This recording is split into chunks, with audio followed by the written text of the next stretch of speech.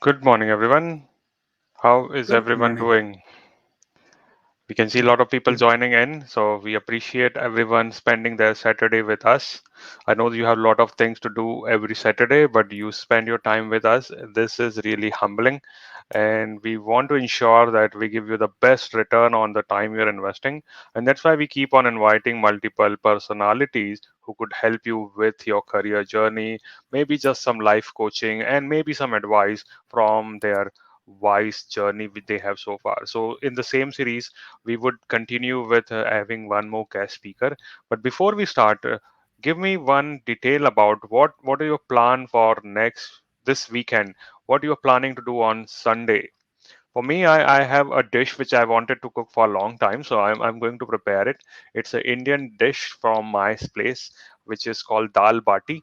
Probably not many of you heard about it, but yeah, I'm Oh, planning to wow. cook that. What about others? What you are planning to cook there, or any other activity which you will eyeing for the Sunday to come and then you wanted to do it?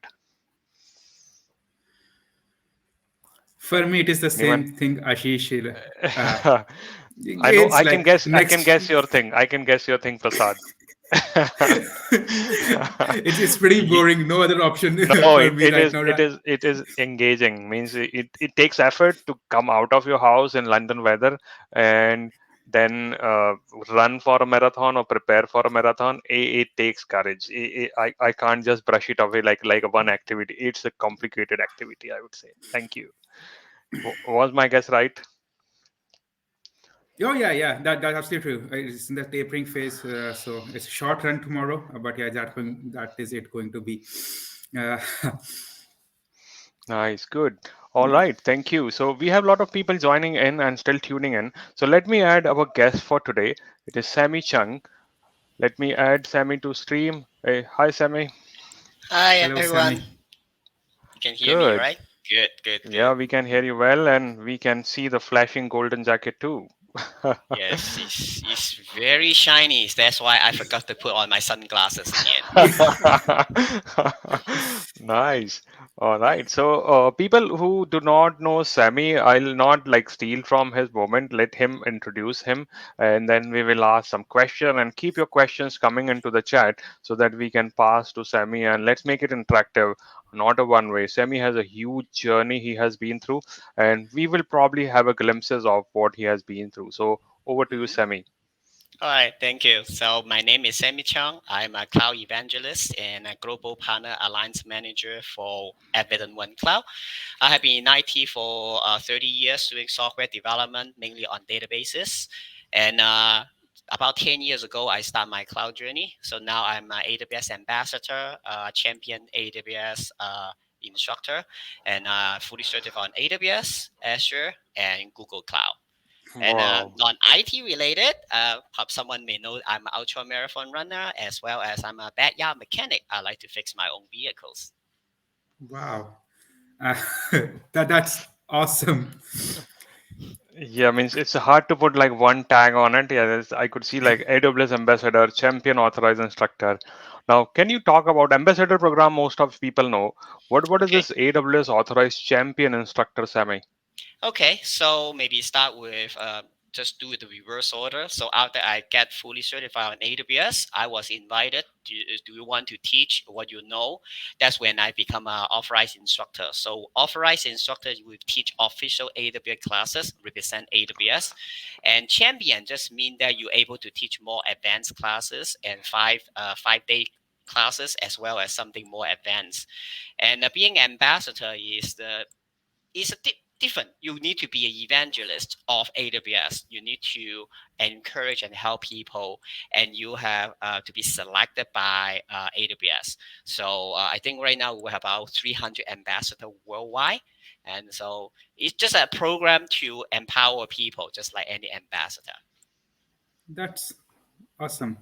So, like, uh, we'll get to where you are right now, but let's start from your background. Like, Okay. how were you as a kid? Like, how was your schooling, college? Like, did your Oh, friends think that you were studious, average, mischievous during your schooling? How was oh, your yes. journey? When I talk about a journey, I have to see a long, long history. But just quick. I when I was 5 years old. I moved from China, mainland China, to Hong Kong. So people, if they don't familiar with them, we actually speak different dialects. So basically, I'm like moving to another country. And then make things interesting. I was studying a very average school when grade two or elementary school, second year, and I go to a very good school. So on my third year of elementary school, I go to what they call band A school. That was horrible because when I was go to my first mathematics exams, I scored 4 out of 100. So I was thinking I must be dumb because I'm so poor. And back then it's horrible. When you are not passed, you actually get physical punishment. I had to hand my hand, and then my teacher going to slam my hand with a inch thick ruler. Good news is I don't even think that much. So instead of thinking I'm dumb, I just continue to learn. So when I was a kid, I'm not a good kid actually. I spend more time playing video game than studying textbooks because I do believe I have dyslexia. I don't understand the words at all, but I can play video game really well. So now I know why, because I'm a visual learner that I can learn 10 times faster by listening and watching and doing than reading a textbook. So that's my kid years, and not doing too well. But on my fifth year on elementary school, I was one of the top 10 students for the whole grade. So it's not the math is the problem, it's the training. That's one thing I want about the cloud journey. If you are like not doing well, instructor like me is the problem, not you. Just keep that in mind. Everyone had the potential, but had to learn that way. So that's my like kid years. Hmm.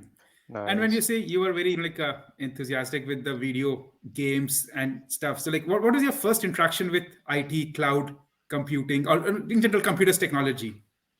Yeah, that is another interesting. I was want to be learning electronic and double E as my major. But long story short is I cannot transfer the grade, so I say why not learn computer? I like play video game. Oh, playing video game and learn that is different.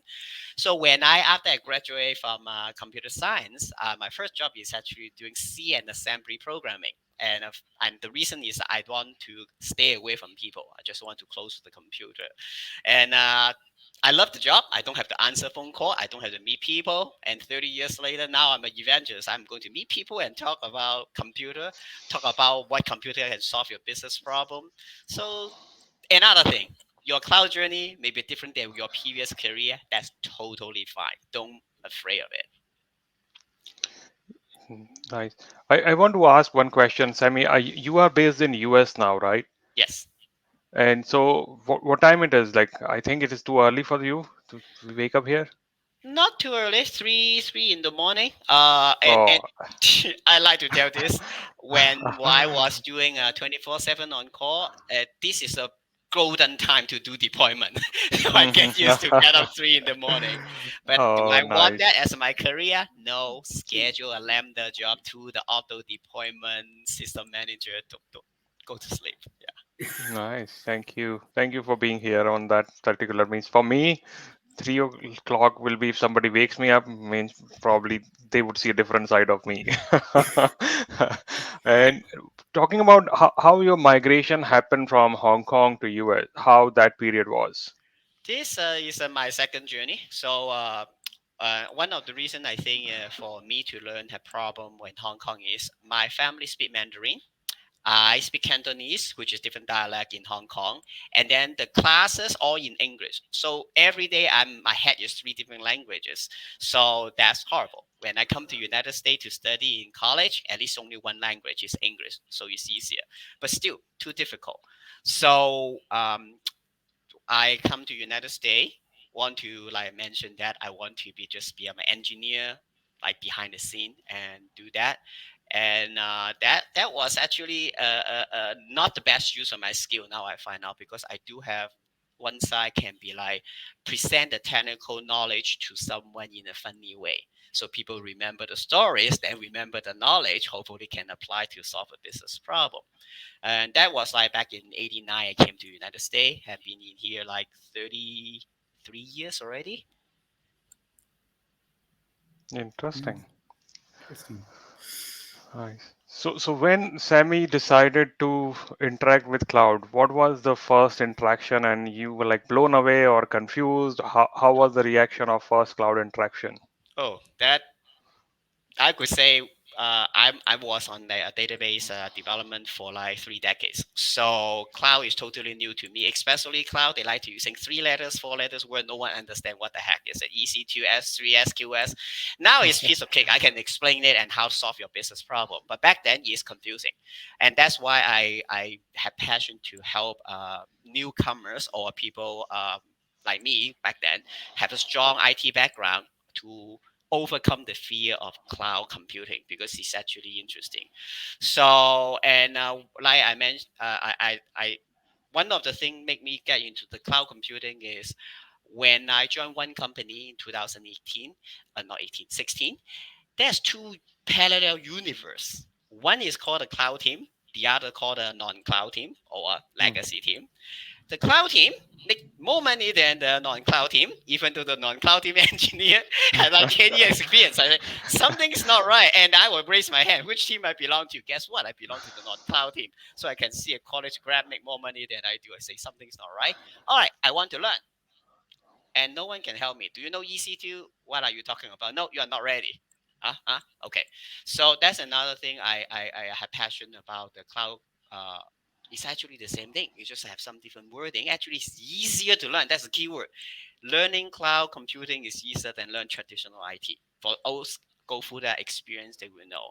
So, and I would say, hey, now cloud is so great. How can I start? And I did not start. That's why today I want to tell you, do not be me. Be the one you say, I want to learn cloud today. I want to start it today. And my moving to this is because my employer needs someone to be certified. And I say, let's hire one. Cannot find one. Deadline is coming. All right, let me try it. After I try it, force myself to study. It's not that hard. It's fun. And then I say, why not try another one? Why not try another one? That's how I fully certify in a year because I just excited to learn more and more and apply that. That's two: learn and apply, and then you retain the knowledge. Get your You point. make it sound very easy, right? Yeah, yeah, Like yeah. I was saying that you make it like it is so Yeah, easy. we can get to the difficult part, but this is one of the trick I do to my mind is I when you run marathon, Prasad, you know that. Oh, sounds easy. Just one step at a time. Yes, it's one step at a time, but your mind had tell you why are you doing it? Stop. That mind is to protect you, but that mind is also stop you from getting to the next step of your career or your health journey or anything. Because it's easy to stay in your comfort zone, like I mentioned when I start. Stay in the room, doing assembly programmer, not talk to people. Can I be my whole life like that? Sure. But what if I start talking with people? What if I take the study AWS a solution a partitioner, cloud partitioner? What if I study another thing? Then the other what if is like, why you do that? What if you stop is better? So you have to kill those negative thoughts. Focus on the positive. That's one way that you it's easy once you kill all those negative thoughts, once you kill all those like things stop you from going to be great. And like I don't know all the audience here, but I know all of you have more potential than you have right now. I can say that for sure. yeah, it is always so, like we are our own, kind of not enemies, but our own biggest, like blockers. Like our mind is, we need to get out of that. So you said in 2016 you joined that company, and then like it was your motivation to see that you should be learning cloud, and like in 12, like you said, in a year you got all the certifications. Hmm. So talk about that year, like how, That yeah, sure, yeah, sure. like So difficult, or to manage the getting the certification, applying in the job, personal life. How did you manage all of that? yeah, so when I first started these days, it's actually someone recommend me to take the solution architect associate. If I recommend others, do not start with that one. Even you're a seasoned engineer, start with the cloud practitioner, build a foundation, go up that way. So when I start the first one, I got excited, all the technology, but then now you have to retain the memory. And I do have a hands-on, but not the hands-on to the level that I can memorize all the services. So the first one is always the hardest because you is new to you. So if you are taking the exam, the first one is difficult, expect that. The next one will be easier but not easy. So then I say I learn, fill the gap. So I get the second one I did is the solution architect. No, the second one is developer. SysOps developer. Developer Okay. first because I'm Developer. a developer. So even though it's not cloud developer, but I'm a database developer, right? C, so it's easier. So I just learned how to do debugging. Nice. That one is actually pretty easy. I think I only spent like a week to prepare for that one. The first one probably had 3 weeks, and then after I finish it, I say, hey, this thing is easy. Let me do every month. And also, that's a one bonus for people who don't know. If your organization is belong to AWS partner network, your organization get credit. Like if you clear associate, get like $300 credit. If you clear the professional, get 500. So now I incentive to tell my boss I help company to save money, and also can boast about that I cleared. So then I just do it every month, and then on the third month I say, should I try again? I have an overseas trip. I return. I say I only have 1 week left. I don't think I can do it. But on the other hand, why not? So remember, the why not is your biggest friend, biggest motivation, and your biggest fan. Do not kill the why not in your heart. So I think I only study it for 4 days and I cleared it. That's when my ego start to going up. My arrogance is going up too. It's not that easy. Then the next one is security. That's getting tougher. 1 month. Then the fifth one is the story I want to tell everyone here. You will hit a roadblock. Some of them is difficult. Some of them you are dumb. That one is both. I was doing networking first. So after security, I was doing networking. I know other than the like IPv4, I don't know anything else. Not that bad, but you get the point. And I'm lost. 2 weeks into the study on the advanced networking, I'm lost. So if some of you study and lost, so be it. I lost many times. But I still want to going to get a cert. So I'm going to pick one. Hey, I do the sysop, I do the developer, I got an associate. Maybe I should do DevOps professional with 2 weeks of preparation time. And remember, I am not do day in, day out CI/CD. That's not my role.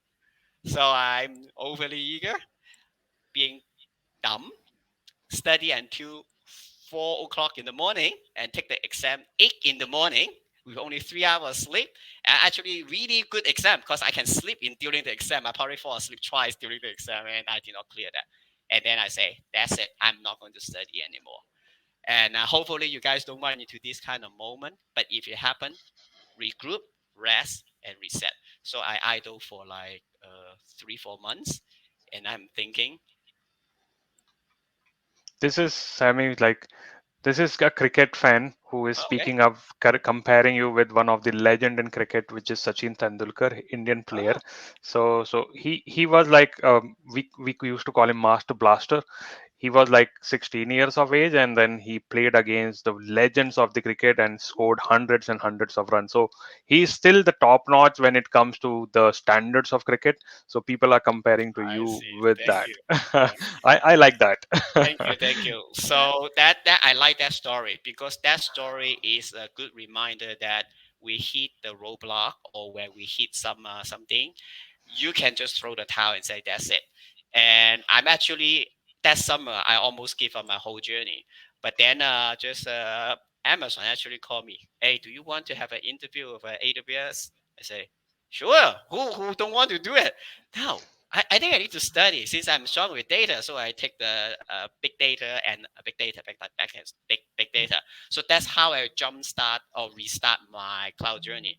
And because once I restart, the joy come back. Oh, this is data. I know data. This is big data. So that suddenly give me energy. So I resume that, and then I'm going to kick up the rest. Pretty much the same thing every single month. I clear that, and that time my motivation is different. I will study and take the exam when I'm ready. Instead, I'm set to go to take the exam no matter what. That's the wrong way. Plus, you run marathon, you know that. Your Yeah. goal is going to hit the goal. It's not say I have to hit exactly 10 minutes, hit the mark. Sometimes not work that way. If you don't hit it, just give up. You won't finish the race. So after that, I start to learn that learning is my passion. Getting cert Getting clear the exam is secondary. And once I start have that mindset, I just continue. That's one of the reasons why I'm still taking cert and doing that. And it's actually pretty good for all of us. Have the mindset to learn like breathing. Just keep learning. And if you're able to clear the exam, clear it. But do not miss the chance to clear the exam by keep waiting. That's another mistake I see people. Bad joke, but it's a real joke. If you study for 4 months, you should be ready to take the exam. If you wait another 4 months, guess what? You have 4 months new material to catch up. So after you catch up, you are 4 months behind. So you keep Yeah. forever catch up. No, don't do that. When you are somewhat ready to go, I never have any exam other than the partition now. Most exam when I sit, I'm still thinking I may fail the exam. But why not take the exam? If I clear and move on, continue. But if I have that fear that of failure, just like anything in life, you most likely will take the easy path. Don't try it. Then you never able to get the joy of being successful. Get Hey, your you, point. yeah. And you talked about learning, right? So, like, are there any specific learning resources, training, or communities that have helped you? Yes, I have been using a cloud guru since 2018. One of the reasons why I'm using a cloud guru back then, that's one of the best. Now we have more kind of like studying resources, and to be honest, so many that you can almost randomly pick two, three of them. You're already in good hand. But what I want to say from my experience is like, do not listen to me or anyone say what is the best resource. Find out your learning style. Like in my case, I'm visual learner.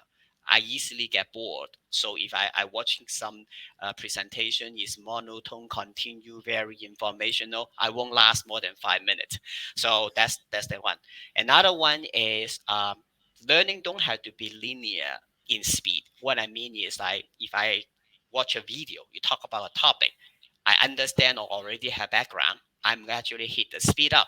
Sometimes I watch the video in 4 times, sometimes even 16 times. I'm not going to jump because jump you're going to miss the content, but I'm not going to listen. Just look at the graph.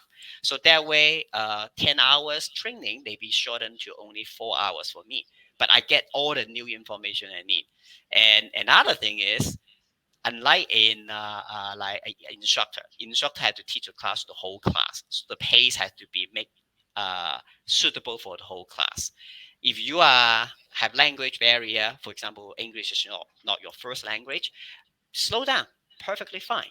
But if that language is good or that topic is you're familiar with, speed up, don't waste your time. Reason, my head, probably your head is the same thing. It's like a video recorder.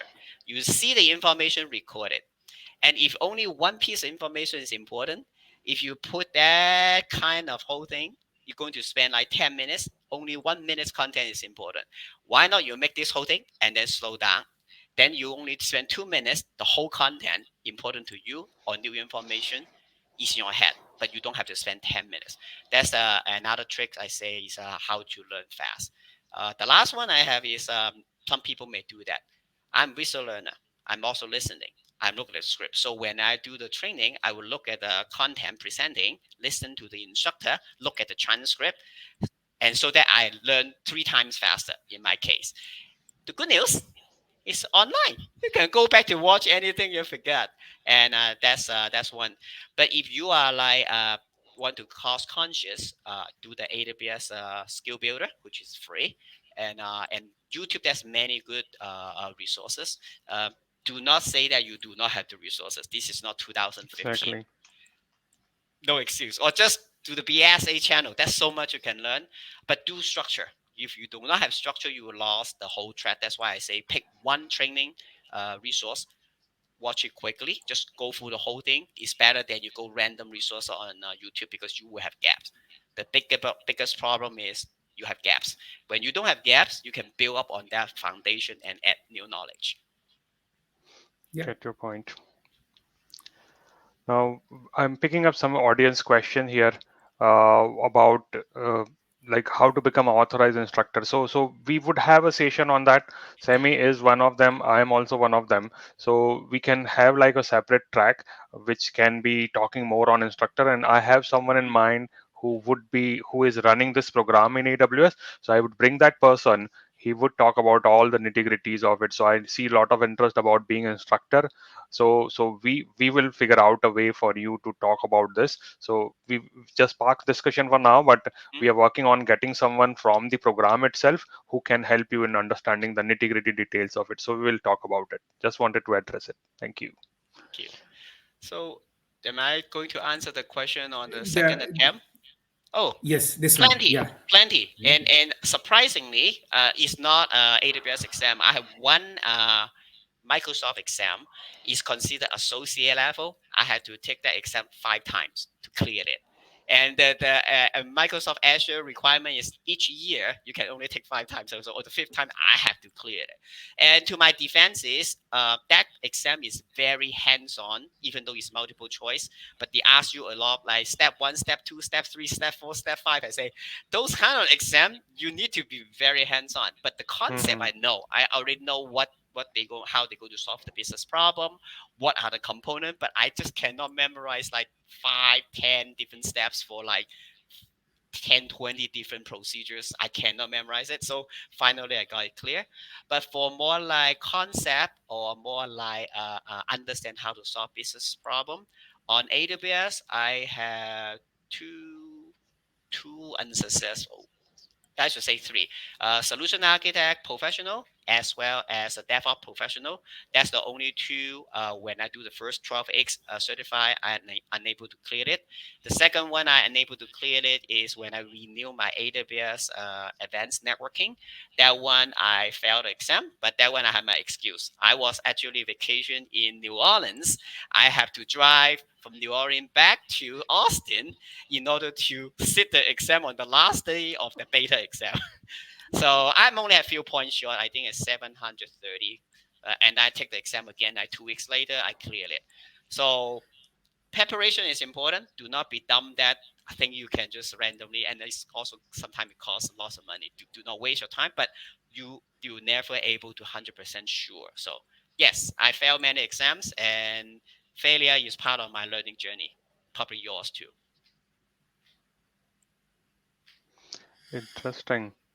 Now, one question I have, like, means it's very simple but complicated.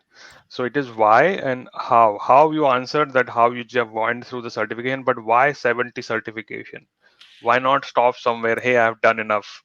Or No, why multiple clouds? before Yeah. that, before, Yes. when did you think that you should be going multi-cloud? Like, Yeah. It's this also is an opportunity, and also like I would say that a bad incident give me an opportunity to grow, because after I fully certified, actually this is kind of funny but a real story. The day I got my Alexa certified, become a 12x certified, my boss tell me that I will no longer with that company because of pandemic. A business is not doing well, and is I say, oh, so my reward for being 12x certified is now I no longer to have a job. So after that, I start looking job hunting, and because of beginning of a pandemic in 2020, people don't know what's going on. So the recruiter say, "Do you know Google?" I say, "I don't, but I can study it since I'm have nothing to do. So I just study Google, and that's how I start my Google track. And Google track is the track that I do not have sponsor. The whole exam I pay for myself. Does it worth it? The cost I don't want to pay. I not say worth it or not, but the experience that paying there for an exam with you as a sponsor still worth for your career in most cases. Because if your boss don't sponsor your AWS exam, you say I'm not going to learn AWS, that's a bad decision. Because that exam, if you get some discount and coupon, only cost you maybe 150 for the advanced one. You're going to get that 150 back when you have a new job. So do not say, oh, that's very expensive. Think your career, think your potential, but you don't have to that all of them, not 70. That unless it's all free. So that's Yeah, number one. Why I go multi-cloud? I get your point. Means, doesn't it feel question you about certification when you had 12 certification and you had to let go from a job? I miss it. Let Yeah, go. I'll repeat that. So you were 12x certified in AWS, Mm, doing well in your job, and suddenly you were asked to leave the job and go job hunting. So mm. didn't you question the value of certification Oh, or why I am doing it? That is actually good question. I was thinking about that. I think that hey, I have all the cert. I should be able to get a job. Just close my eyes, and then now I know that it's not because that's another thing is important for all the audience here. The number of cert and whether you are qualified and whether you have a job are all non-related. Keyword non-related. You can be fully certified, you're not qualified. You can be qualified without any cert. You can be qualified with all the cert. Opportunity is not there. Like when I in the pandemic, the most common answer I got from the hiring managers: "We want to hire you, but we don't know what to do," because that's in May, June is the top of the pandemic in United States. It's like they don't even know they have a job or not because business are doing well. But on the other hand, if it's not that situation, if you qualify, if you have certificate to prove your skill set, opportunity come, you will get a job. So that's another thing people all ask all the time. Should I get this cert or get not that cert? I say cert is that demonstrate the skill of the person behind the cert. Like this cert is me. I can give you this cert doesn't mean you're able to do 12x. And you can do 12x, you don't need a cert. So you need to have the ability to understand your self-worth. Not your boss tell you, not the recruiter tell you. But at the same time, equip yourself with more potential power, kind of like I charge my battery. So that's also good experience to share with other people. They are difficult time, but difficult time is a time for you to grow. That's why that time I go to study Google. That's the time when touch base a little bit and they say, do you want to be an instructor? Since you're 12x AWS, we probably can make you become an AWS instructor. So I say, sure, since I have nothing else to do. And then finally I find out I enjoy teaching people, empowering others. If without that incident, I won't even try the AAI program. Without that, I won't even try to like even like have an interview with you guys. So basically, that is opportunity for me to grow and send for all of you. Yeah, sometimes blessing in disguise kind of a stuff. Yeah, we sometimes are looking so badly about the things or thinking like why me, and then we lose the opportunity which I could have taken. So yeah, life gives you surprises Mm. and be receptive. I would say that. Yeah, thank you. Thanks, Sammy. There is one question, mainly on learning, and like Sammy, you learn a lot, so like have a go at it. Learning is great, but how to make sure you memorize everything? Like, do you memorize, or how do you go ahead and do that? Yeah, I won't say I have photographic memory. I'm actually say that I have very poor memory. You may think, wow, you're able to memorize everything. I say no, I don't. That's why I like, for example, I create a short video about how to memorize the six pillar of AWS well architecture framework.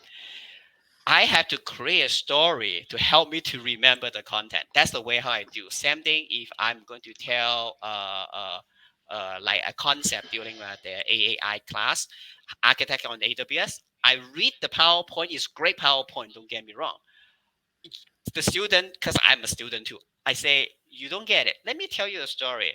This is how I do this project, how my customer do it wrong, and what the result is. This is how I do it right. So when I finish, you remember the story, then you remember the content, then you remember the application. So instead memorize, which is very rigid, like memorize hard fact. But when you make it as a story, you not only able to memorize the fact, and you also improve your creativity and also improve your ability to present an idea. And if you're going to have an interview, the interview you just tell the facts is not good enough. When you tell a story, star format is a story. That's a situation, the task, the action, and the result. But you're actually telling a story. That's basically make you retain memory and also help you to eliminate not important stories side of the story. A man is walking to the street. He's wearing in red color and have a blue jean. Those are not important. Cross it out. A man is walking on the street. A car is coming. He jump and actually avoid the accident. But if you start telling all those extra detail, you remember I'm saying you lose the main concept of why this business or this service is trying to resolve the business problem. Once you have that business problem resolved on AWS, if you have to talk to a customer or another provider, the story did not change, just the name of the provider changed or the name of the service. Suddenly you become like, oh, I know everything. No, I know how to solve your business problem. And this is what a service I recommend.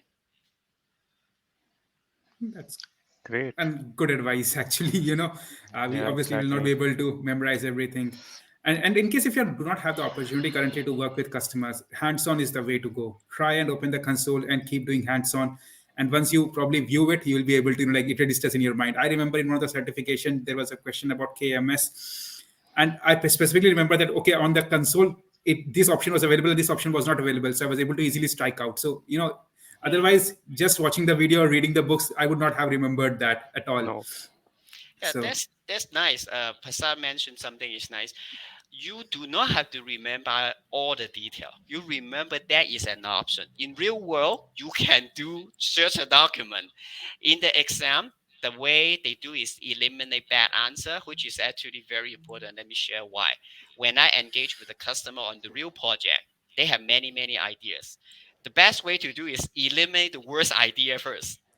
So by the time you finish eliminate the bad idea, you're probably down to one or two good enough idea, and then you implement the idea and see how it goes.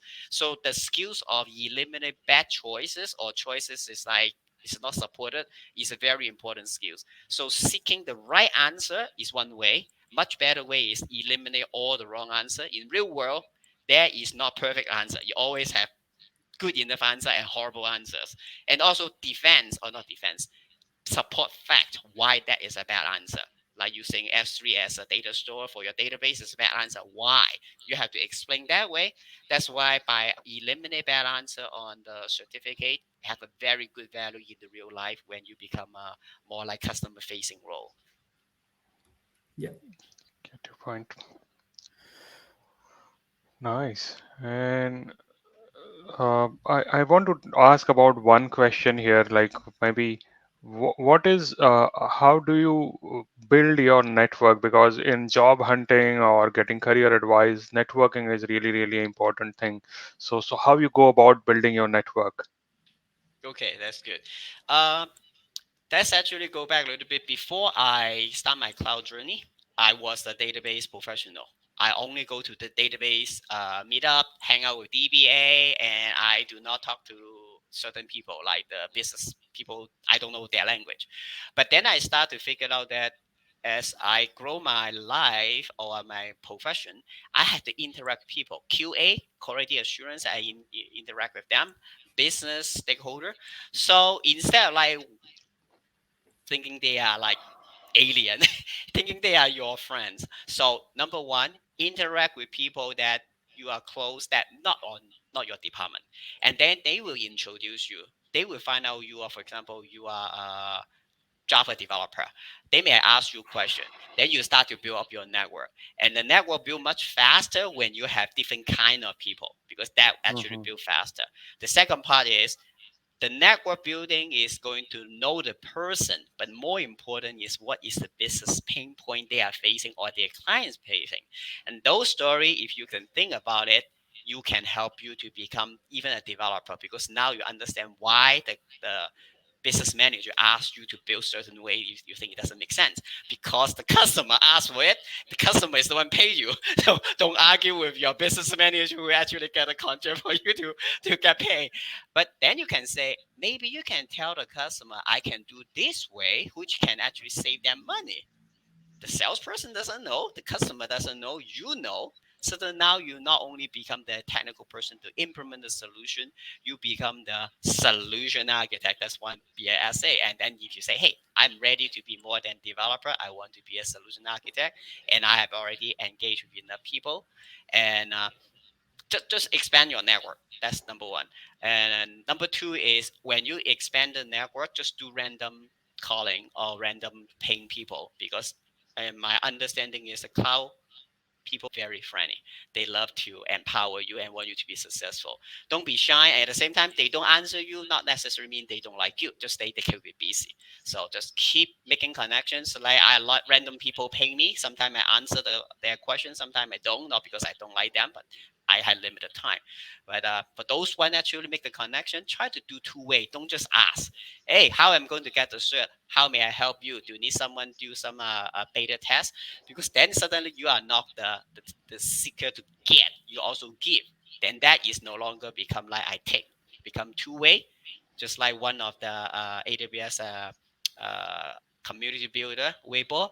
He asked a question. I help him to become an AWS instructor. He teach me how to become a better presenter. So now we become not only good friends, we actually polish and empower both of us to be better instructors. Makes sense. Yeah, it's a good advice. Yeah, it's a mutual relationships are always longer than a one-sided one. So yeah, that's a good one. Thanks, Sammy. Mhm. Yeah. Going back to what Ashish asked, uh, 70, like what kept you, like one is like multi-cloud, but what kept you going to get, all in all the major cloud providers and beyond? Uh, yeah, this is all another fun story. I like everything is opportunity. After I get Google, naturally I should continue to get Google, but I failed the machine learning beta, so I say, oh, I'm not good at Google, and I have no project on Google. So then I say maybe I should just like stop. And then my new employer, I got a job at my new employer. They using Microsoft Azure. Then I would say, okay, maybe I should consider I'm Azure certified. It's good on the paper. So take the easiest Azure exam, which I think is administrator. So I take the exam. Oh, no, I forgot which. AC 900, the fundamental should be piece of cake. Yeah. Oh, yeah, it's really piece of cake. Yeah, I'm 12X certified. Ask me fundamental. So when I'm done, the company asks, hey, we want to be a premier partner of Microsoft, which means they use lots of certs. I say, uh, are you sponsor it? They say, yes, we sponsor it. And if you clear one cert, you get $500 bonus. Sweet. So I'm not kidding. I say, I can get the exam for free. I'm going to get bonus if I hit able to get the cert.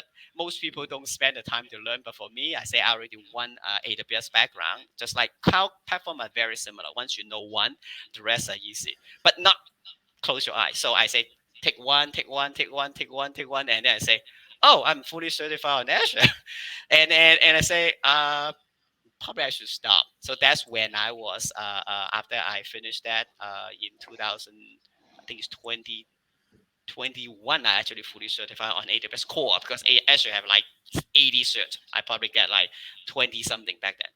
So then I stopped. Then probably Prasad say, why you go to Google? Okay, that's another one. Google have a challenge at a company. If you get Google certified, we're going to give you a sweat. It's not something big like a T-shirt. I say, why not? Company pay for it. Yes. Do I get bonus? No. But I'm not looking for bonus. Like remember, I always want to learn more. I would say anything Google is not offering or Google has offer is not as good as AWS. Oh, I find out lots of them since this is AWS heavy. Google have many services is not as mature as AWS. Of course, something Google is better. But then by doing that, customer asks me, I'm going to pick a cloud provider, my client. And I would say, this is why you pick this. This is why you don't pick that. If you decide to go that, this is a limitation. Instead of I have strong bias, say I'm going to using one provider or another. But I give them very educated solution. At the end of the day, I can tell you most cases is unless you have strong reasons, stick with AWS. This is why. And not only this is why I think, because I'm certified. I know why. I tell you what service is not there. You cannot do this. You want that path? Go for it. So that's one of the reasons why I got fully certified on Google is because that way I can compare services between provider and give the best solution to the customer. When they have the best educated uh, uh, advice, you gain trust. And that's one of the things as a solution architect is you need to gain trust of the customer. You know what you are talking about. You are not just say, hey, I think this service is good. I know this is good. By the way, this person is not working yet or not work as expected, but it should not impact you. Then you say, hey, I can trust Sammy, I can trust Pasa, I can trust Asia because you know what you're talking about and you also know your competitor is doing. So you are more well-rounded. So then I'll have a follow-up question. I barely can keep up myself with AWS. How do you keep up yourself with three cloud providers? The good news is the first time is difficult. The second time, you just have to update the knowledge that you have, and your knowledge is supposed to build up. So if your foundation is good, next year you just add something on top. That's it. But if your foundation is like some people say that I'm just learn, for example, solution architect associate after you get a cert. You do not use the service. You do not read the news about the new services. You do not see like the community people ask question. 3 years later, when you try to renew it, good luck. Most likely, those area you just don't know. Because I learned all three clouds, because I interact with customer and customer ask a lot of questions, so I keep updating on everything. Kind of like you work out everything on each muscle group every day, so you won't worry like tomorrow I have to run a marathon, for example, because I run every day or I do some exercise every day. I have the foundation to go. Now, time is always a challenge, so that's why I probably going to find time to come up with something how you're going to renew your cert, because that's totally different path. Get your foundation to get your first certification is one thing. To renew, you have different skill set. You're not going to go for a 30 hours, 40 hours training course again. It's waste your time. Oh, by the way, that is already 3 years old too. That class, throw it away. You need something new. But the new class probably have 90% overlap.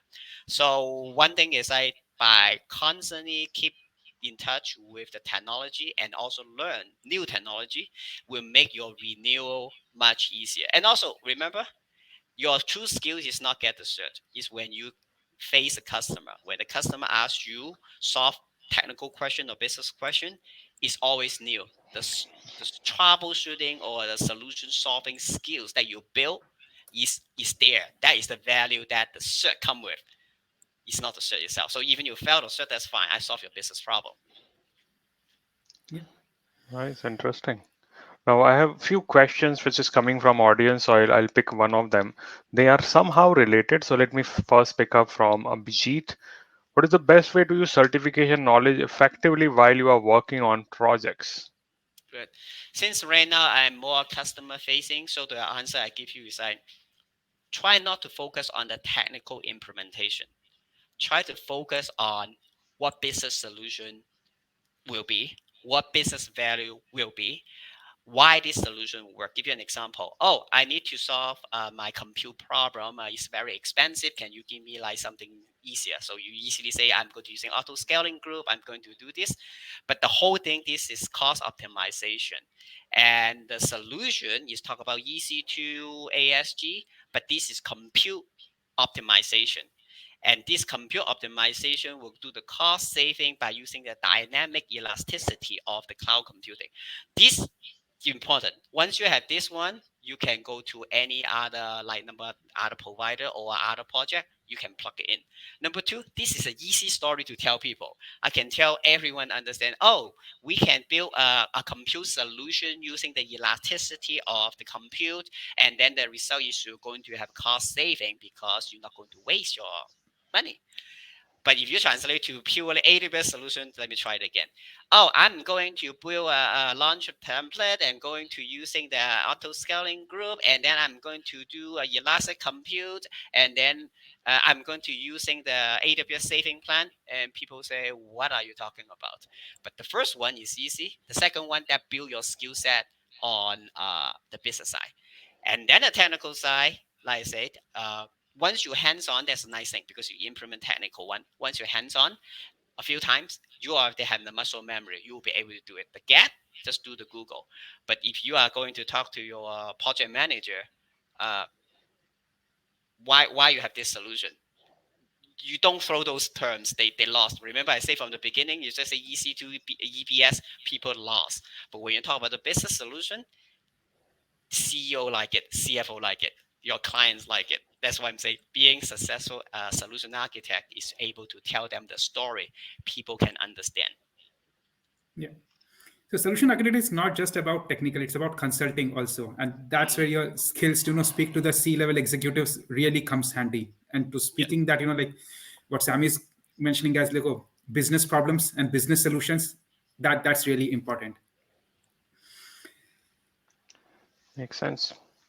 and Now I let have me add another one is I sometimes the C level feel threatening by those terms. You probably don't know. As a technical people, I say, hey, we put an EC2 and then we're going to put S3, and then executive told me, so what is this EC3 and S2? I say, what are you talking about? There's no such thing called EC3 S2, but they don't know. But if I say that we have a compute, basically virtual machine, and we have like object storage, then they understand, they got it. But then you just put in object storage S3 and compute is EC2. Yeah. Now, I'll take another question from audience Prasad if it is okay. Yes, please go ahead. So this is long, but yeah, very, very important one. So after clearing your cert and hands-on labs like Hello World, when we hit the interview, is it a totally different ball game with real-world scenarios? How to get the first chance in cloud job? Yeah, Okay. very, very Yes. common question, isn't it? Good. So this actually talk about a little bit on interviewing skills. And as a hiring manager, I can tell you, if you ask, this first job means you are junior. I honestly, as a hiring manager, I do not pay too much attention on your actual technical skill. You need to have some, but it's your problem skills and how you present the solution. So in this case, you say you have a hello world and interview until the board game like they're going to build like Amazon.com. What the heck? I don't know what you talk about. So you say that, oh, yes, my understanding of Amazon.com talk business. They use it to solve a business on the shopping cart. Talk about things that they have this kind of challenge and problem. One of them is going to display the information. So for that portion, I have done a project called Hello World. This is how I do it. What solution I use? I using the compute. I using the object storage, and which is basically solve their storage problem and compute problem. The rest I will find out. I'm gonna continue to learn and study. And by the way, I'm actually study for this blah blah blah exam or this blah blah blah training. And then so, is there any concern that I cannot deliver the value to the company? So now, number one, you tell what you offer. Go back to ask the interviewer, the hiring manager, what this person is looking. And if the person say, I need someone strong with database. If you are strong with database, you say that. But if you are not strong with database, you can say, I had interact with database, and my strong is on Python programming, for example, and I have done this. Use the opportunity to sell everything you have. The one you don't have to say you will pick it up because you already take the cert. You demonstrate you are eager to learn, and you already first chance to get a cloud job. If you are first time, you already got the interview. Trust me, the hiring manager want to hire you. When I was hiring manager, I cannot find people. You come here, you already have a good chance. Show me what you have. You have 30 years on data center. Tell me why this knowledge is going to be useful on the cloud. The cloud technology you are still learning, that you can pick up. But if you don't tell me that you have something offer to me, I cannot sell you to my boss to pay you as my resource. So remember, you have interview, you already very good. Now you haven't had the interview, same thing. Say what you do, what business value, or say something that such a way that the hiring manager say, this is different. Not just tell me you have a piece of paper or cert. Not just say you have a hello world. You say, using Amazon, for example. You say that you understand my business is doing shopping cart. You understand we have the challenge. You understand actually refresh is a challenge. Oh, you actually do caching, something very good summary and potentially save company 20% of like expense. Let me talk to this guy or this gal. That's really good advice. Always look at the big picture and never underestimate whatever small hands-on work that you have done. Even if it's building a hello world, think about it, how it is going to fit in the big picture, and explain that big picture and tell that why you have done this. Great Yeah. advice, Sammy. Yeah, and there's one is like people forget it because I was an engineer. I think engineering, everything engineering. Now I think about the business. At the end of the day, trust me, everything starts from the business. Business have a problem. They find someone to give you the solution. Solution architect. The solution architect going to find if a technical solution exists to solve the business pain point. When you're able to solve the business pain point, the actual solution sometimes is not important. The business just need a solution. So you say, oh, by the way, hello, well, oh, no, actually, that's a software we can buy solve your problem today, and it's actually cheaper than building your our own solution. That is a better solution than you spend 3 months to build a solution. So that's why sometimes don't focus on what you don't have. Focus one you have. One is you'll have the creativity to solve the problem, to solve the business pain point, and you can offer to your hiring manager to solve his hiring problem, which is solve the business pain point. A cert is just start a conversation. Remember, Yeah. cert, you just start a conversation. Get your point. Now, I have one more thing here on this same Hello World thing. So if I'm starting learning something, I think about scaling it. So I have built a static website, Hello World, What if 10,000 people come to it? What if 20,000 people comes to it? What if 1 million people come to it? Will my architecture withstand it? Would it be able to scale? What kind of things I would need for automation? So I start thinking in that scaling manner. So it gives me idea like automation should be there. I need to have a version control in my code. Maybe I have to put some logging into place. So that's how you can scale your architecture Mm. theoretically and then see what component would fit in. So that could be one more advice. But thanks for that, Sammy. It was interesting. I like Good. that. You mentioned something really nice.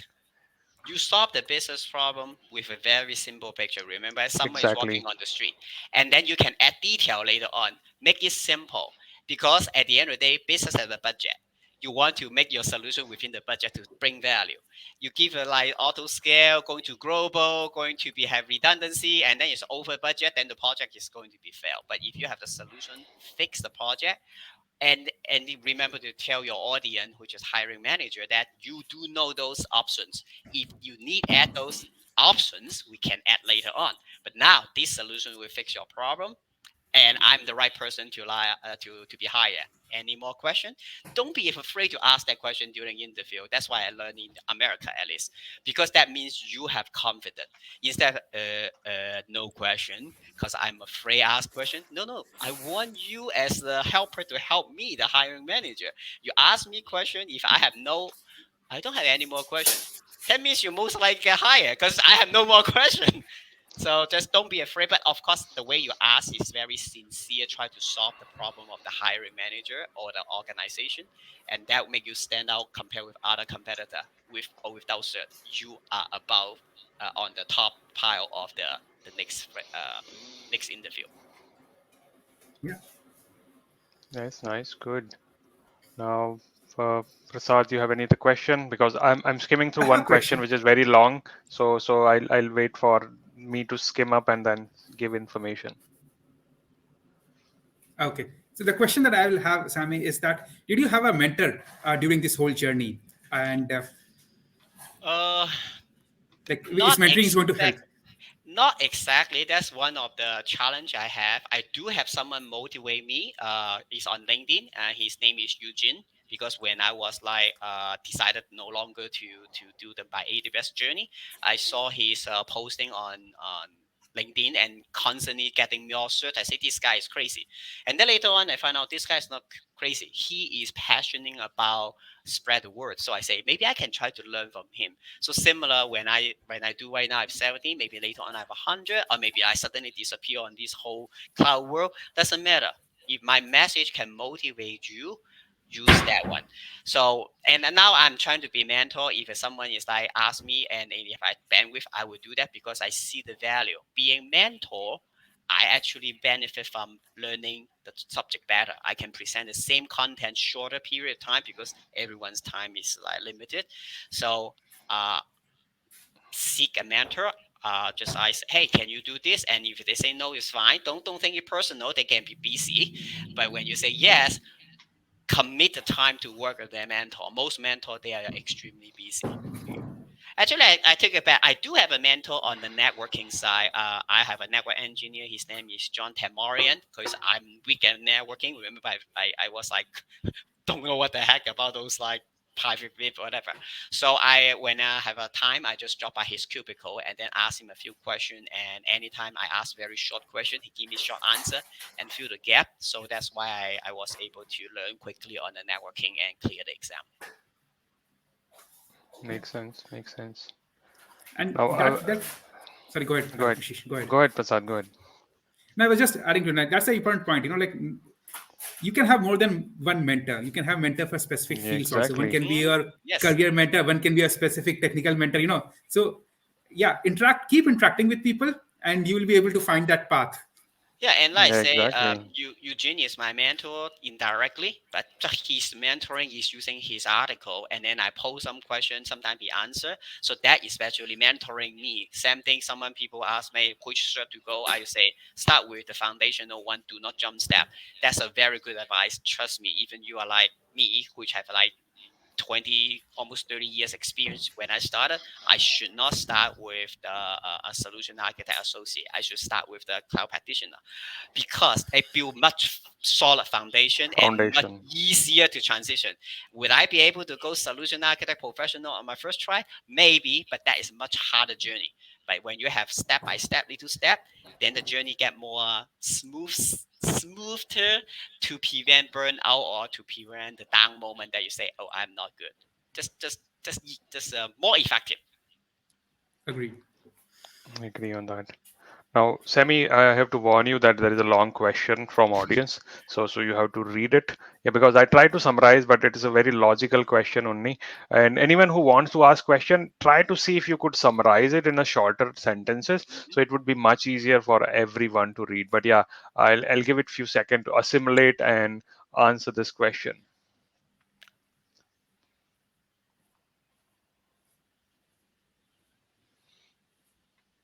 Yeah, maybe I can because I cannot get the concept. So maybe I tell you a story. I like storytelling. When I start my cloud journey, I was a DBA. I was DB architect. I was the cloud platform, managed the whole AWS, and I'm also the acting security officer. And I have to do 24/7 on call because our product is like 24/7. And prior to that, remember I say I was working for a company. They actually have two teams, and I can never get into the cloud team because they start asking the three-letter words. I have no idea what that means.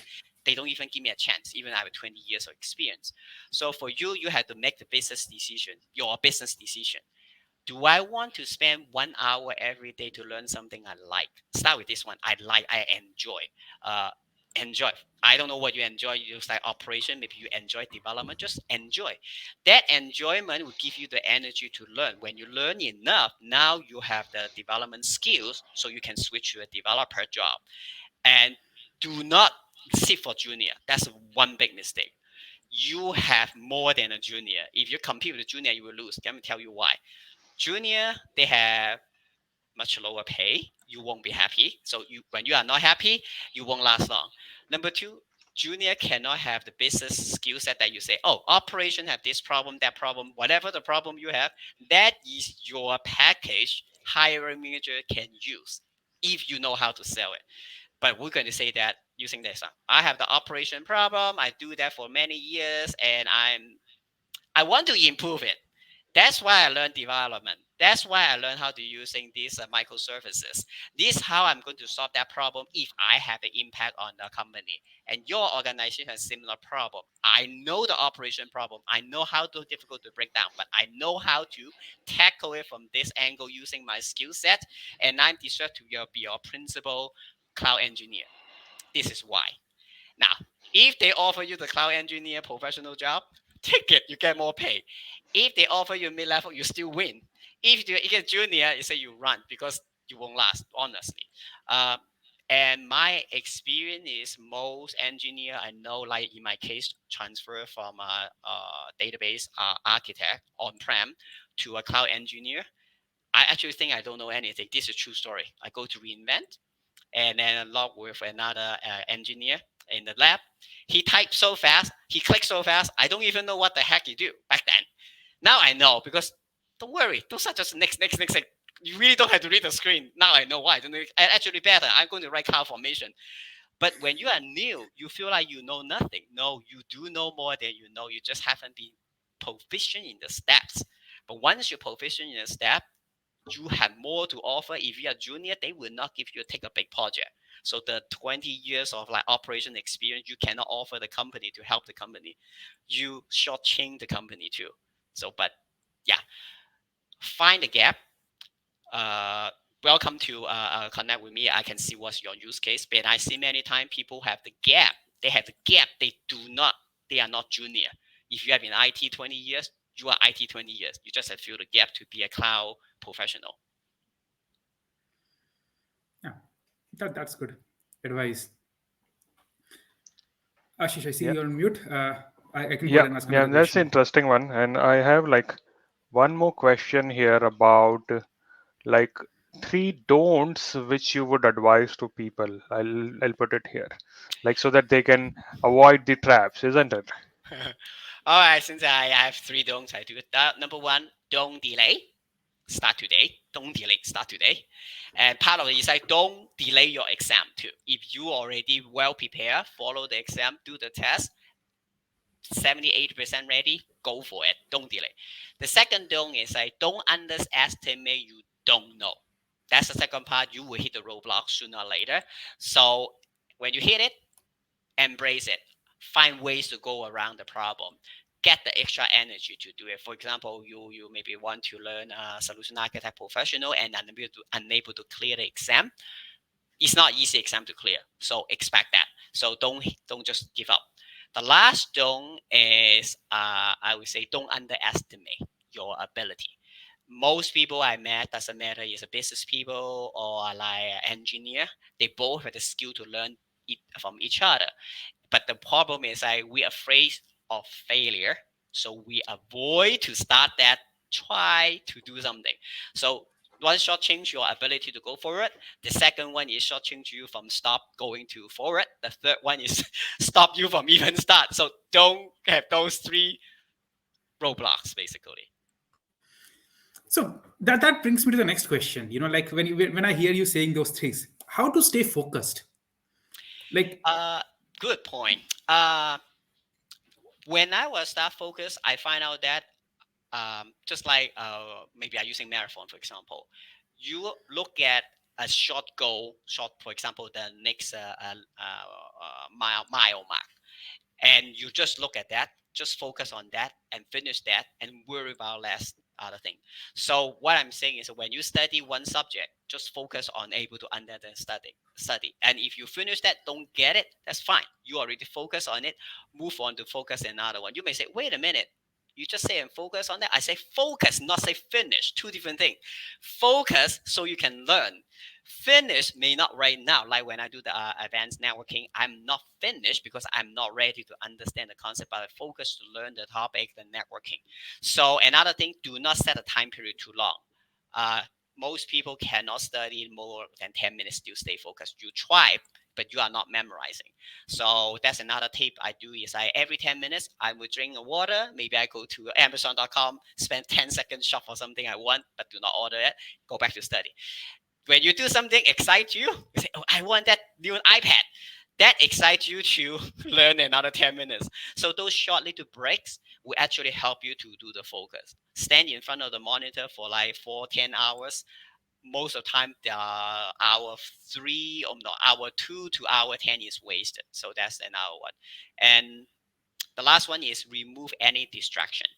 Now, go find something to excite you or sip water. Those are breaks and recharge you.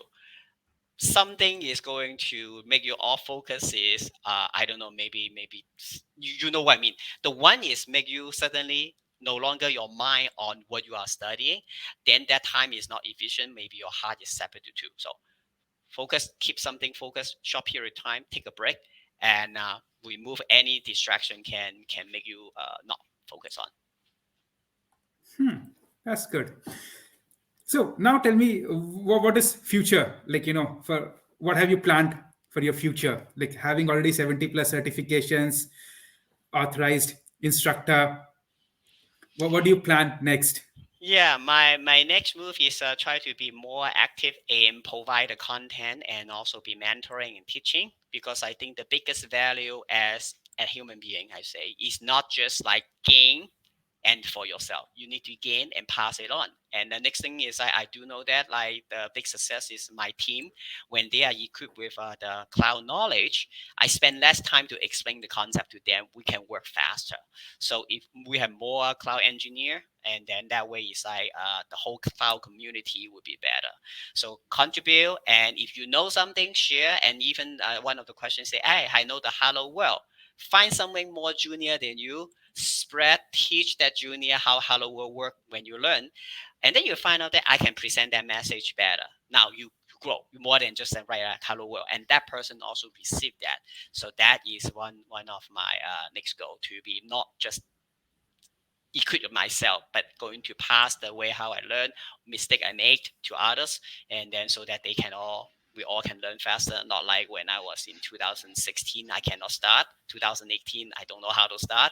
Now there's so much content, people don't know which to pick. I say pick one. A Exactly. cloud guru, just pick one through the whole thing. Then you're going to modify your training program. Besides, running marathon, there's 10,000 different program. Pick one, train. It work. It doesn't work. Find another one, but do not keep changing your training plan. It won't end well. Okay, as you keep referring to marathon, right? And I know that like if anyone has seen Sammy's LinkedIn profile, I'm sure most of you have seen. It's like cloud marathon and normal marathon. So there was a period in between when you thought about stopping running and focusing on cloud, and then coming back to it. So how was that journey? Like when you were studying, it was because like you were not able to find time, or It's time. Mainly it's the time because my workload is probably just say that the way to me perceived is like 12 hours day. Sometimes it's even longer. My mind. Sometimes it's my mind. Another thing is physically I'm just like kind of tired because I study a lot. But now I figured out that you actually gain energy by workout. How to explain that? But not long workout like run 2 3 hours. But if you run for like 45 minutes, your energy level go up, your mind is clear, you sleep better, so everything work well. So that's why I'm saying you do not have to stop your physical exercise in order to get your cloud certification. Similarly, you do not just because you work out, you don't. When you find ways to combine both, you get double the excitement. Like when I was training marathon, I actually listen to cloud guru or some training.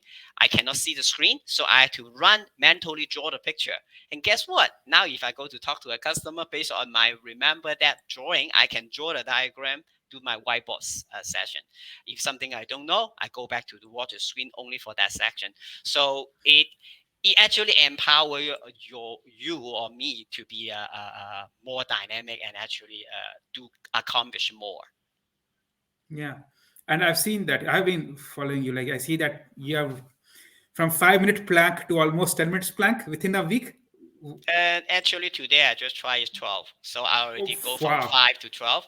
And the point is I definitely would write an article. Is like we all have something to share. So if you have stories, share. Even if it's failure, share. So I don't make the same failure. And that is part of the learning journey. Is like why we have to go through the same pain when someone already go full of a solution or don't try it. That is one way I like about cloud computing. You see someone post on a Stack Overflow, you say, "Oh, that's a wrong solution. That's the right solution."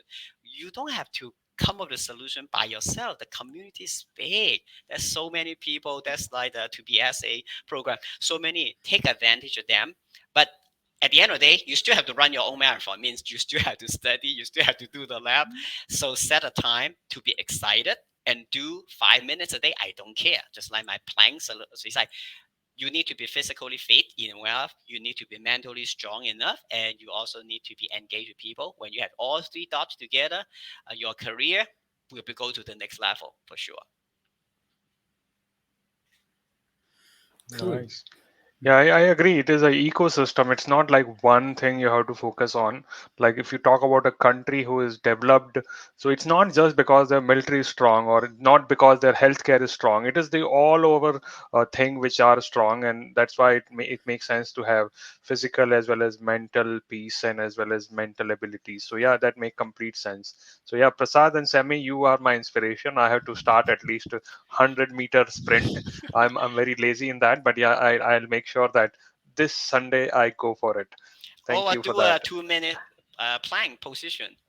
Because that one Yeah, is really everyone we can actually go down and continue to do and hold it because it's a good workout. Trust me, you do not need equipment. You focus your mind, body, everything, and you can always stop. No harm. You just on the ground, not like running. You're probably going to fall over, but it's actually short and intense and train your mind. So point is find ways to upskill, find ways to be healthy, find ways to enjoy.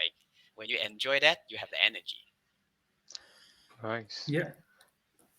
So And not go go ahead, ahead, Prasad. Ashish. So yeah, means there was a question on chat.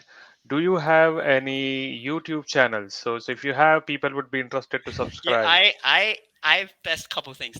Yes, I'm working on the YouTube channel. So any one of you is a YouTube guru, please help me. I do have some short video I put is personal, just like that.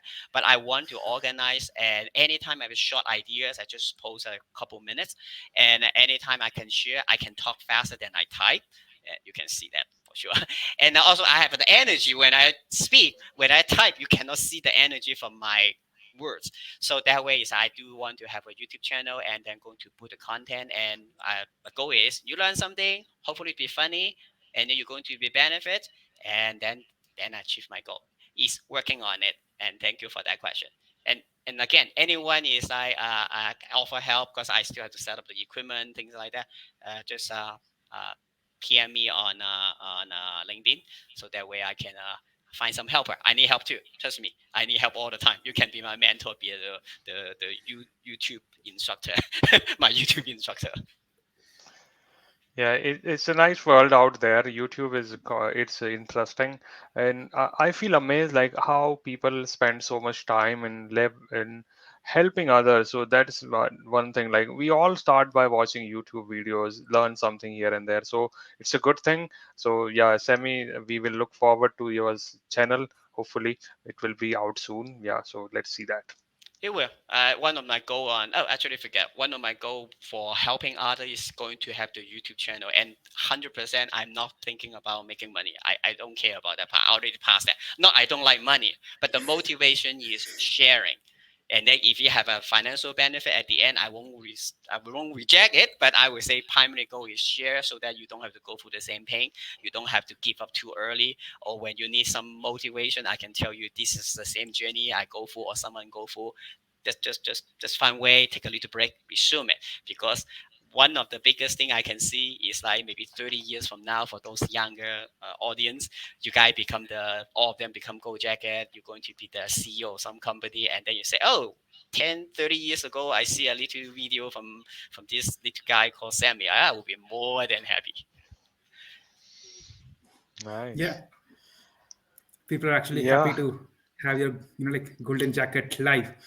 Yes, And and also Exactly. I promote it too. Deep Racer, do it. It's really fun too. It's surely that's why I'm promoting right now, because that's one way to learn machine learning, very affordable. Uh, yeah, but that's probably on my channel. I'm going to post some video. Okay. Nice. Now, I have a different question here. Maybe not just related to cloud. Like, how any books you recommend? Anything which you feel like help people? Maybe life hacks. Anything, any book which inspires you, or which is like your go-to place when you are a little low or you want to get motivated. Any books you recommend? Because some of us are readers who want to read something. Some of Mhm. us are watchers. So it depends. So any book recommendations? I mean. So is it any book or a technical book And only? any book, not technical. Technical is Okay. too much. Any book is much Yes. better. I usually like to read books. Is like going to lighten me to basically make me become more how do I say focus on the soft skills. Yeah, that's what I'm saying. So for example, start beginning with why. What's his name? Suddenly forget his name. The one is say always start beginning with why. Suddenly forget his name. That's how bad. Simon Seek. Yeah, yeah, Start yeah. with a Y. Yeah. Start with why, because one thing is like when we do things, you have to know why. Like when I say, ask me why I'm doing those for free, because I see the value. When I see the value, people gonna have that. They have smiling. That smiling will empower me to do more. So the why is going to give you the energy, the willpower to continue whatever your journey, cloud journey, or your career, or your family. So start with why. That's one. The other one is it's still an IT book, but it's a friction. It's the Phoenix Project is so fun. Once you read it, you say, "Oh yeah, this is how IT work." People who actually in IT will just have a good laugh. People not on IT, why you guys are laugh so hard on this friction? Because it's so real.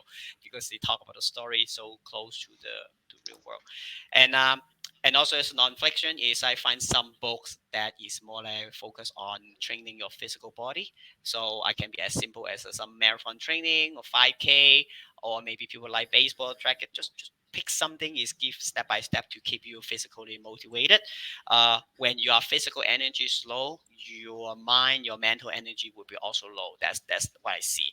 And surprisingly, when your mental and mind is low, physical exercise to pump up the energy. So they are correlated. So Now, one question is on your golden jacket itself. So, do you pay for it or AWS ships you? the answer is it depends. Yeah. Once you get all certification, you need to find out whether your organization, I assume your organization is already joined AWS Partner Network, is belong to the AWS Partner Program. If it is, then you have to follow up. And in my case, I don't have to pay, but I don't know whether it's my employer paid or AWS give me this jacket. The second part is the program is keep changing because it's not an official program. So the Go Jacket, the last time I know the program change was December last year, so it's only 4 months ago. In order to get the Go Jacket now, you need to be either AWS employees, or two, you are AWS partner who is also AWS ambassador, who is also AWS fully certified. So this is the last time I checked. So solution is got AWS hire you and get all the cert, so you get you can get it. If not, join APN and ask them to make you become an ambassador. If you are fully certified, it should not be too difficult. And if you are like me, eager to share what your knowledge is and empowering others, I don't see any reason why they don't want you to become an ambassador. So that's a two path right now you can do it. And since I haven't get my AWS ambassador edition, which is supposed to say here ambassador, this is the regular. Um, so I don't know whether I have to pay for it, but I will pay for it. Even I have to pay for it. I don't think it's that expensive. Maybe 100 or 50. I don't know. Makes sense. Makes sense. Now we are in the conclusion part of it. So I want to make one announcement here. Sorry, Sammy, for that jumping in. Like we are Holly, sorry, yeah, Holly was supposed to come on the chat. Somehow she is not able to.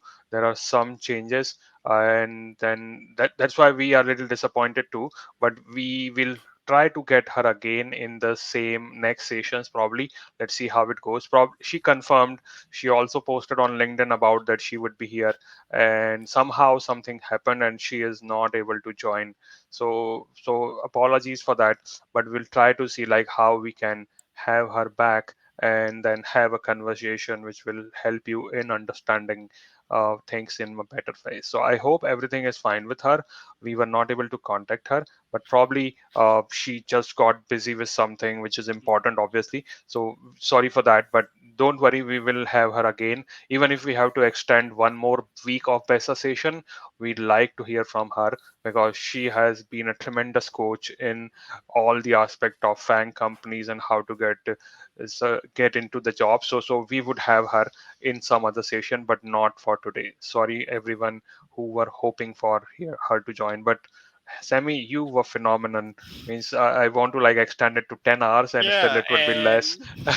and maybe since Holly is due to some I will assume personal reasons, and that's hopefully she's Exactly. okay.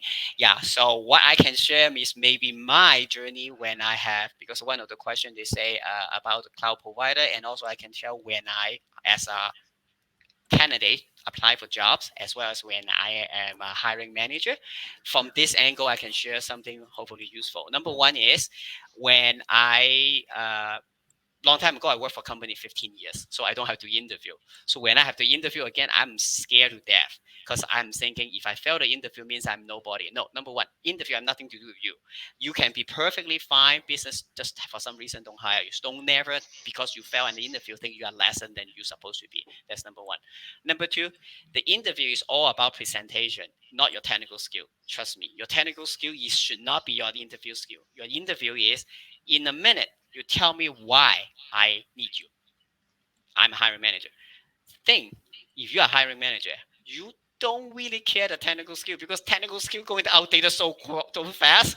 What you know about this solution is outdated, but you tell me what you have to offer to solve my business pain point. So always focus on that. Research what the company needs. That's what I'm pretty successful and having an interview. And sometimes I even apply jobs that I have very limited knowledge with that particular area, but number one, take it as a challenge. That means your personality is not going to be afraid of changes and not afraid of things you don't know, but also demonstrate your skill set that you're capable to do that with hard fact, not some things I think. Instead of like the Hello World one, you say, I know that you are doing shopping cart. I am a developer, can learn quickly. For example, I get a cert in 2 weeks and I build a website, and this is going to solve your problem. You need someone capable to deliver solution fast and then learn fast and have a proven record. Uh, do you have any other concern, or can you tell me what any gaps you need? Oh, I need someone know database. No worries. I'm actually working on the database. Hopefully, you really working on the database. And then say that by the time you make the decision, I probably already get the cert. And the best part, with my blah blah blah skill, I help you, because that is one of the technical interview. I when I see many people, they don't say that. As hire manager, um, most hiring manager don't know the cert. I do. When you have a piece of cert, most of the time they assume they already have that knowledge. So that's good for why I tell people cert itself is not define your success or failure, but cert will make your interview much easier. And once you have that first part done, the rest, Holly going to tell you how to fill the gap, how to pick the company you like, and also make sure you interview the company you like, not just no, rephrase it. You interview for the team you want to join. If the company is great, the team is horrible, you will have a horrible career. Trust me, I've seen so many teams they misfit uh, for some other reasons. That is not what your career want. You are the CEO of your own career. You manage your career. Find the position, make you become the CEO of your own career, and that is your partner. It can be like Facebook. I don't care. You can be the partner with Facebook, but your career may be the CEO of the future Amazon.com or something. So remember that.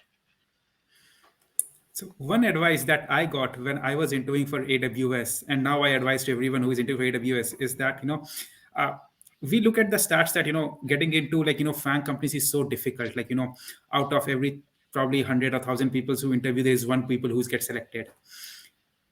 Now flip the coin. Think from a hiring manager perspective. He is dying to get the right person. He needs to interview 1,000 people to get you once. He wants you to succeed. The interviewers wants you to succeed. And if you approach that from that angle, then it's a different thing. The person on the other side wants you to succeed. So listen to that person and think about what he wants to hear. And accordingly, you make it more easily conversational rather than thinking about, oh, I'll not be able to do this. And I was in that situation. Almost everyone of us will be in that situation at some stage. But how do you overcome that and think from the other person perspective? So now when I take interviews, I'm like, please give me a good answer that I can hire you and I can stop interviewing more people. Right? Yeah, It's a painful process. exactly. Yeah, means it's so painful to drop people when you are struggling on a day-to-day basis to have more headcount, and then you feel that people are not prepared or they would not go well. So yeah, we want to hire people. So intention of any interviewer is like, okay, maybe this is the candidate which I can push to the next round or who would be joining us. So positive things are there. Only thing is like sometimes you have to make the right connection in terms of understanding expectation, and it's not always technical. Maybe like if I talk about AWS, maybe first round would be technical, afterward all becomes behavioral. So it is very important to develop the whole ecosystem, not just one focus area. So that's important. Yeah, I can share a funny story. Actually, happened to be that's one thing I like about. I have so many funny stories. Remember, I resumed my AWS journey because a recruiter approached me. Actually, two recruiters, not one. They both approached me, so I'm confused. They say, "Are you asking me to for this role or that role?" And finally, I find out it's two different recruiters from two different departments asked me to have two different roles. One is technical account manager, the other solution architect. Extreme, the one in Yes. Amazon. No, so I was saying, okay, so should I interview once? But back then I have to fly in to Bay Area. So they say, no, we're going to have you interview for both positions the same day. If you ever have this situation, don't do it, because every interview I've asked, are you interviewing for temp or are you interviewing me for essay. Then I had to remember the story. So that day I was interviewed. Typically, I think 8 people. That day I was have 11 interview, and because so intense, so confusing. At the end, the last two, I think I have no story to tell because I ran out of story. I did not hear enough story. What I'm saying is like the preparation is more important than the your technical skill. Definitely, you were able to go to the final round. You already have enough, but they want to find out that you are so excel compared with the rest, so they can find reason to hire you, so they can finish this hiring process. As hiring manager, I hate contact people and then find out this doesn't fit. I rather spend time to do my project to get it done. And all hiring manager is the same. Trust us, we want to hire you. When we do popping question, sometimes is we want to confirm you know what you are talking about, so that we put you the right position, not because we don't want to hire you. Sometimes we find gaps. We want you to give me the answer. I can write, you know that, so I can move you to give you an offer. So instead of afraid of that, any chance, become a salesperson. Sell you, solve the problem, and pay attention what they ask. Oh, so how much money you save? Don't keep telling you technology. Tell how much money. Give me a percentage. Give me a dollar amount so I can write it down. And that's one thing I say. Like I say, interview skill have more weight than your technical skill once you go to that round. Yeah, uh, absolutely right. When you talk about the star format and the R result, Mm. result is very important. Like, as I was saying, give me a dollar amount, give me a percentage.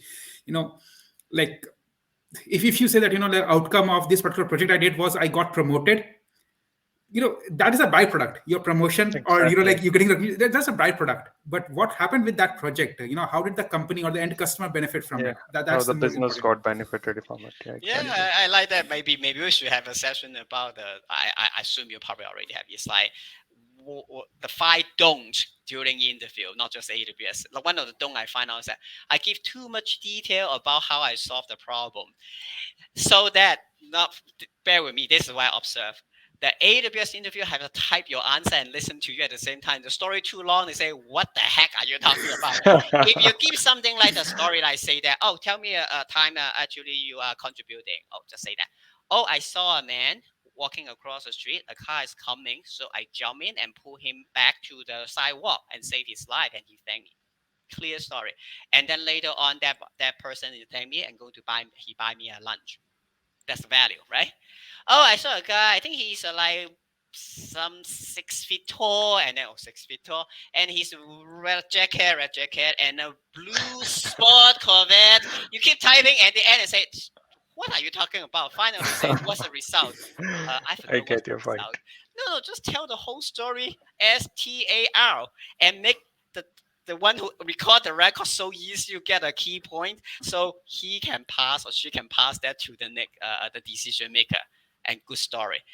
Like I say, that's what they want you to provide them. Trust me, you guys can add it because you already on that round. Unless you totally screw up, you already there. You give me the information so I can pass you through the HR. Yeah. Please help me so I don't have to interview another person tell me the story about a guy 6 feet tall and a red Corvette is coming from what direction? 30 miles per hour. I don't need to know those details. Just tell me that you save a life, he buy you lunch. That's all I need to know. Yeah. Got it. Got it. Sammy, we know that we are way over time, but if you have some more time, we have some questions coming in the chat, Sure, and sure, we. sure. I more enjoy to like help the people like what I was. So yeah, sure. Nice. So hopefully I'm not skipping anyone. This is the next question. But Ashish, in case if I've skipped any question above it, please feel to like. It was a Yeah. tough of the shirt. I usually joking around that, but I start with a joke and not the real one. The joke is the first one is the toughest because that's when you make the commitment to start your cloud journey. Exactly. So the first one is toughest. That's why I start with partition now, make it less painful. The real answer is the toughest certificate always depends on your skill set. The reason is like the one you do not have much hands on day to day will be your toughest. So for me back then was the solution architect professional because it tough everything. And back then I was a database professional. So the database cert, I actually don't even prepare for it. I just take it because I had like 30 years of experience under my belt, I pretty much can find out the right answer. So, the proper answer is do not focus on the toughest certificate. Take it as a challenge to make you grow. Because if you're able to grow taking that certificate, the studying part, you already win. To take the exam, if you pass, great. If it doesn't pass, how big the gap? For example, you clear the failed the exam with 720, you only have few questions fill the gap. But if you are like 600 something, you still have much to learn. Maybe you focus on beef up what else you have. So do not take the certificate tough to measure your ability. Focus on what are the how to say what your next career step can be if you learn that subject and deliver value to the customer. Always remember, at the end you deliver the value to the customer. Cool. I'll pop up the next question. The answer is actually I do not have any specific cloud provider. I am not cloud neutral either. Cloud neutral is like they all the same. They are not the same. Some workload, some provider doing better than. And also this answer, you also I always go back to the business. And my goal is to solve the problem of my customer, the customer who's going to sign a contract with my company. So I have to think, what's your problem? What's your pain point? How can I solve it? So if the customer, give you an example, already have all the stack on Google Cloud, they want to be cost efficient, then I will find a Google team and see whether the Google solution can solve that problem. But if we can move this customer to AWS to save them money and also have the same or better result, I would recommend that. So always depends on the business. Personally, I will highly recommend AWS for a couple reasons. Number one, you have the most number of engineer. This is not just a business solution for me, but also for the customer. You have your platform sitting there. You need someone to maintain. You go to the street. You probably just run in 10 different AWS certified personnel before you run into one Google. So you hire that resource is a challenge. If you want to stay with that CSP, that's your challenge. So that's the business challenge you have to think. Another thing is like if your business is doing something that one provider is better than the other, so the solution will be more toward that provider. But that's not at the end because you have to look at the cost, you have to look at the support, you have to look at the partner, also look at the customer, whether you can go uh, uh, your customers' clients. Your customer have a client, they may say, I don't want you to run on Google. We are AWS shop. And why? Because all the data egress from their platform to your client's platform going to cost money. So you'll be more cost efficient. So then I would say that, hey, dear customer, your clients, they're using the AWS and you want to use in Google, you can go for that. But all the egress charge, someone had to pay for it and you are okay with that, that's fine. But if you want to do multi-cloud, also have a workload on AWS, now your solution will be able to get all your AWS customer. Would that solution fit your business need? So that's why I'm saying almost kind of cloud neutral, but it's like business focus, like always client first. Yeah. Next question. That's actually another funny story. When I was leaving Fresno, which I stayed there for 23 years, go to San Diego in California. And when I had my job interview, I haven't job interview for 15 years. So in the interview, they say, can you tell a little bit about myself? I say, oh, yeah, I'm Sammy, and I love lots of things. I'm kind of like jack of all trades, not good at anything. I actually, in the interview, I say that. Maybe the hiring manager think I'm joking around, but I'm actually excited about learn many things. And that's what the job need. We are jack of all trade because this is nature of the cloud engineering firm. But when they say jack of all trade, it actually means you know a lot. Translated, you know a lot. You also have some ways your strength.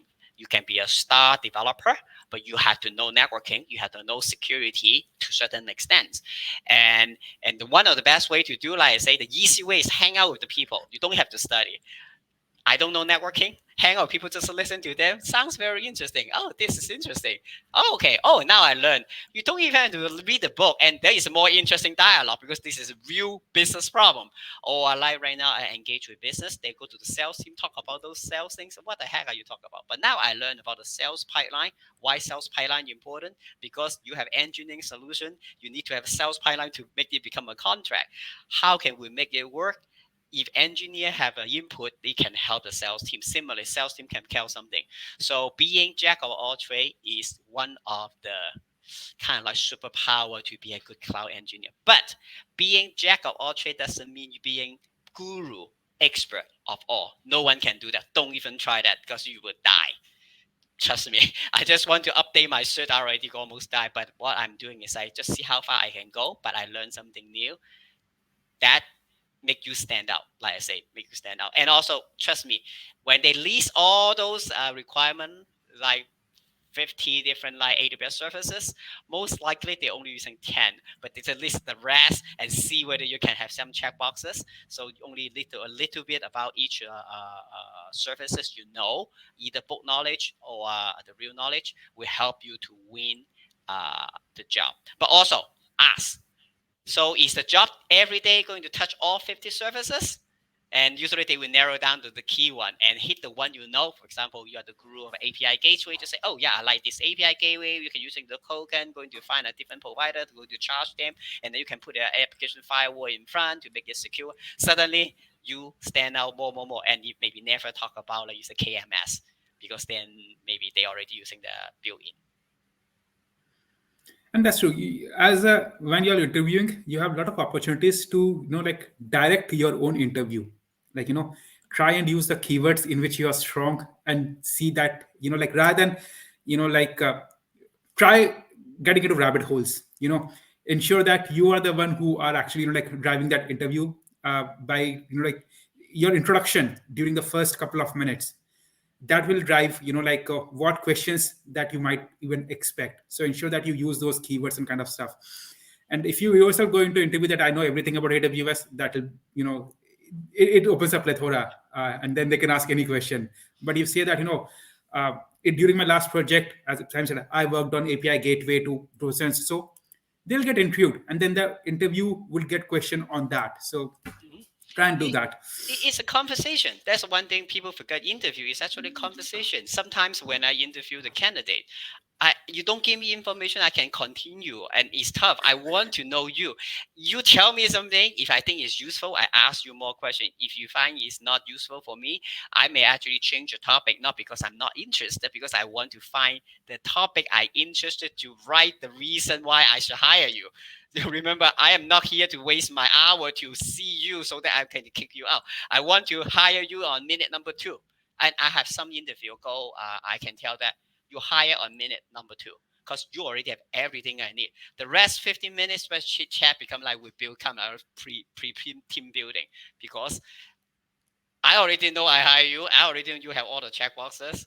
Versus someone you keep going to like all the direction and say, tell me API gauge where you have done something. If not tell me an AWS service I can write down. You keep going something and then I say, can I end this interview? So if you see that the hiring manager is like not interested in you, that's a red flag. You had to figure out what did you go on. Maybe you can go popping question again and say that, yeah, I know that you are listing all the services. Is that particular services you guys have need most help? And then they can ask them, if you know, continue. If no, just pick one service as you know. If both know and say that on the business side, remember business always win. On the business side, other than AWS service, do you have any business pain point that you need someone to have a solution? Then maybe you say, yeah, we have a like engineer and the sales teams not work together. If you are good at people, tell them. Maybe you do not get that position, but he can refer you to another position is open. So don't just think the interview is only for that position. Many times people get hired because they find out you can be more beneficial or you can be better fit with another team, send you to another team, and maybe you like that position better too. Cool. Last question. I'm skipping few questions. Just one last question, mainly because no, sorry, not this one. This one. Yep. Oh, I mentioned I actually like work on my cars, so I like to tear down the engine and then see because cloud computing have one thing I think is I kind of miss, even that joking about, is I don't touch the hardware anymore, because at the end of the day you do have the hardware. And when you look at the engineering, like automobile is very complex engineering. And so for me, my favorite everyday job is going to tear down the engine, don't have to put it back together. It's kind of joking, but it's like to continue to learn. So my favorite activity is going to learn something, and then when I learn, I share. When I share, someone can benefit from it. That's probably higher purpose than just making money to earn a living. But of course, you need to live in order to go to your favorite everyday job. Awesome. That is so awesome. Now, I want to like give one good news also. So Holly is joining us. So she would be here in a minute or two. And now I want to like don't want to rush things, but this question like this was interesting, and I like the idea of not just talking technical question like what you would do, what would be your favorite everyday job. So yeah, I like that interesting thing. I have to also think on that. Now, what I would be doing in that time frame, probably not sure, but yeah, that is a good food for thought for me. Now, I want to like talk about one last conclusion here, kind of a thing. Like, what would be your top tips, top three tips if you have to give to anyone? Not just thinking from career perspective or not just cloud, but overall, like be successful in whatever you are doing. Maybe you're a marathon runner, Mhm. maybe you are into technical thing, maybe you are just writing something, whatever, what be your top three tips. And I feel like success criteria or success ingredients are same. Maybe the focus will be a little different in different fields, but basic qualifications remain same. So want to hear from you top three tips. Yeah, for me, I learned number one, which is similar to Dong actually. Number one is like all of you, including me, we still have potential we don't have. Don't underestimate. So the tip number one is keep exploring, keep try things you haven't tried before. You don't have to like put all your money in something you don't know, but try something like learning business or maybe learning how to play piano, because suddenly you will find out that you have the new creativity which you will and make your life more enjoyable and make your career more fun to do. And because think about that, go to a party and that's a piano, you jump in and play some song, I say, oh, that's so cool. Suddenly you build better one. The second one is I learned the tip is like failure is part of growing, which I'm really afraid of failure. Remember I say back then when I school, I scored 4 out of 100 because I haven't even learned all those math new questions. By the way, the reason why is the school is average school. I jumped to a more like top school, so they are jump grade. So on a grade 3, they are using grade 4 textbooks. I missed the whole grade of studying all those math. So I haven't seen the formula. How the heck I would know how to do it? So the thing is like failure is not failure unless you give up. You haven't give up, it's just a lesson. and and you can just set the comfort zone outside to try test the water. And like I don't know, an audience, that got to be something you want to explore, but you are saying I don't think I should. No, kill that don't think. Try it. Because like if I did not try to jump from that company to another company, I would not actually have a chance to do the cloud. If I do not have take the challenge to take the certificate, I won't have anything to share because I'm probably still have my some old t-shirt. So that's the part. The number three is very important. Also, is the improve your willpower. That's why I'm doing plank right now. It's not physical exercise, more mental.